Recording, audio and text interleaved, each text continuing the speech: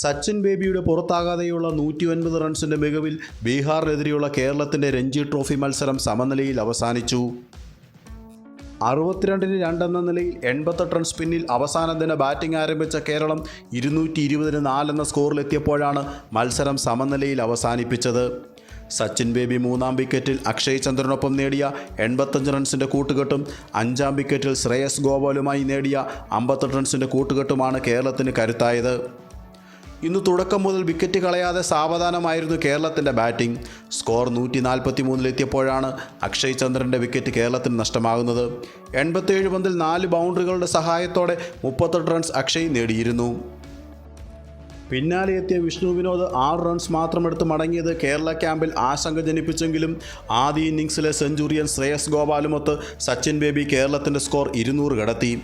ഒടുവിൽ കേരള ഇന്നിംഗ്സിൻ്റെ 61-ാം ഓവറിൽ മത്സരം സമനിലയിൽ അവസാനിക്കുമ്പോൾ കേരളം 220-4 എന്ന നിലയിലെത്തിയിരുന്നു.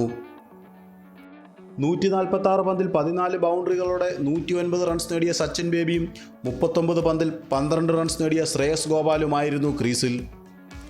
സച്ചിൻ ബേബിയുടെ 12ാമത് ഫസ്റ്റ് ക്ലാസ് സെഞ്ചുറിയായിരുന്നു ഇന്ന് നേടിയത്. അടുത്ത മത്സരത്തിൽ കേരളം വെള്ളിയാഴ്ച ഛത്തീസ്ഗഡിനെ നേരിടും. മറ്റൊരു വീഡിയോയുമായി വീണ്ടും കാണാം. നന്ദി.